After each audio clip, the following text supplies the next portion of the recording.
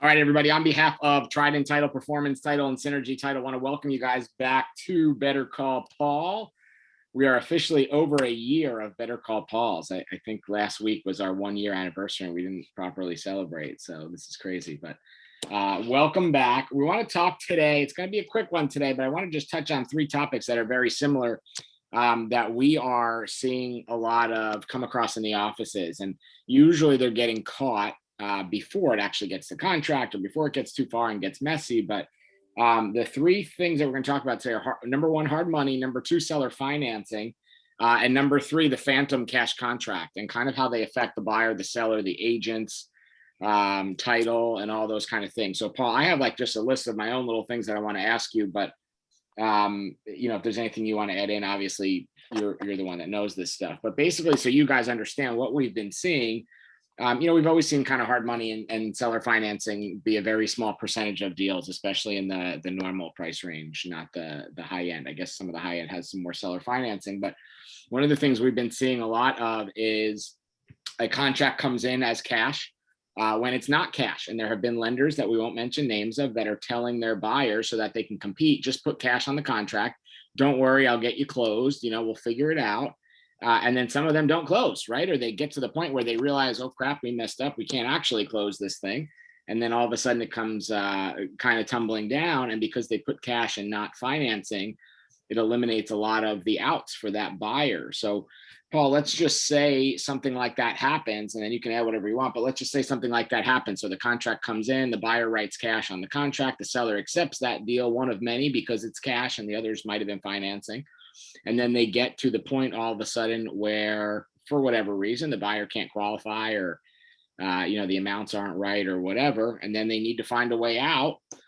What happens? What kind of risk is the buyer at? If the agent knows this, what kind of risk is the agent at for, kind of being a party to that, if any? Is there anything that you can kind of let us in on that? Yeah. So if you're going to be encouraging people as an agent to submit a cash offer when you know they don't have the cash to close, I think you do have some liability associated with that. You better say to them, something, excuse me, you better say to them something very specific to say, but, that's only if you're 100% comfortable that this loan is done and it doesn't matter what the appraisal is. And you'll come up with the extra money if the appraisal's low, et cetera, et cetera. So in that case, let's just say it goes south, right? So maybe the house is 500,000 or the offer is 500,000. It appraises at 400. The person doesn't have 100 to cover. And all of a sudden they need to get out, but they have no financing outs. What happens? Is it just black and white, lose the deposit, it's dead? Can the sellers go after more? Is the lender in trouble? Is the buyer in trouble? Is it one of those gray areas? The lender's not in trouble. They never promised to make the loan. They always made it subject to appraisal, and their appraisal is at 400. So you can't turn back to the lender. I think you're stuck as a buyer. You're going to have to find some way to borrow, beg, and steal, or you're going to lose your deposit. Makes sense. And the agent, I know you said could be some liability. What does that look like? Maybe a piece of the deposit that they're in trouble for or on the hook for? The agent's going to get a letter from an attorney for the buyer and say, you encouraged my client to submit an offer knowing that they didn't have the cash to close. And you're responsible for this loss based on your guidance, poor guidance. You're a real estate professional and you chose poor judgment. And that's what I'm saying up front. You've got to have something very specific that you provide to people that says the opposite. That says, number one, I'm telling you to put in a cash offer only because you'll likely lose the house if you submit a financed offer. The last 6 deals I've done have all been cash deals, and the sellers aren't looking for finance deals because they don't want to wait 30 days. There's a value to them to taking even a lower cash purchase price. Yeah. Yeah, I And think so, that's part of it with the manipulation in that too. We've had a couple people in like office private Facebook groups saying, I'm working with a buyer. They've lost out on 6 houses in a row, but they're a solid buyer. Lender advised them to just write cash on the contract because he or she knows they're going to get it closed. What do we do? And I don't think I know we're seeing that because I've seen it now a couple of times here in the last couple of weeks. So moving off that one, what about hard money? Because this comes up all the time too. So someone's getting a hard money loan, maybe they've already secured not necessarily the actual amount or the dollar amount, but they've been, essentially pre-approved through the hard money saying, yeah, if you're buying a house, you have 100 grand and you can put that down against the house and, we'll lend you the rest. They're writing cash in the contracts there, which has been done forever. That's not really something new, but same kind of question, I guess. Is there something to be careful for there, or something that you think should be included in the document when they're doing non-traditional financing or private financing or private portfolio kind of style loans that are, they're not necessarily subject to an appraisal. It's just some sort of a hard money or private lending that can cover the buyer in case something goes south or last minute they lose out, instead of just putting cash. yeah, so private lending is usually 50% of the value of the property, 10% and 2 points. Most of the people who need financing need it to cover 80%, not 50%. Yeah. So the hard equity deals, I don't usually see those as a viable alternative for somebody purchasing a property. I see it if you've got a lot of equity in your house and you're in default under your existing loan and you just need some time to get your finances back in shape. But yeah. So on those, is there something that you suggest that the buyer writes in the contract to cover themselves, or are they just writing it as a cash contract because they know it's already, it kind of is what it is? Like you said, they have a big chunk, they'll figure out the financing somewhere. Say that again. If you were, say you were advising a buyer on that, so you have a client and they're using Paul to represent them on the deal, and they are using a crazy equity deal like that or some private funding or hard money, are you advising them write cash on the contract so that they get the deal, and knowing that the risk of it going south, although small, could it end up with them losing the deposit or having some sort of backlash?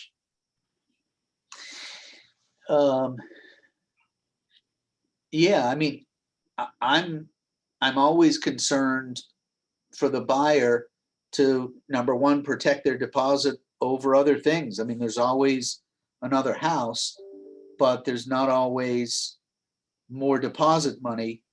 Makes sense. Yeah. So, yeah. And then one other thing with seller financing, anything that I know it's been rare the last little bit, but anything in seller financing contracts that you think is important to be pointed out or talked about that you see either happen in the past, or, and again, I know it's not prevalent right now, but Sure, seller financing, sort of on both sides, right? That's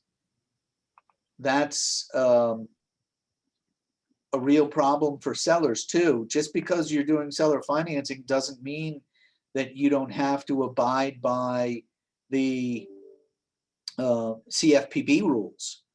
So I'm concerned for sellers that they're not investigating this buyer, doing any due diligence, and unless you meet a very strict exemption that this is your primary residence, that you haven't made any other loans of this nature in the past, etc., that they're going to be governed by the CFPB rules, and they're going to have been responsible to determine that this person has the ability to repay. And I think there's tremendous risks all over that.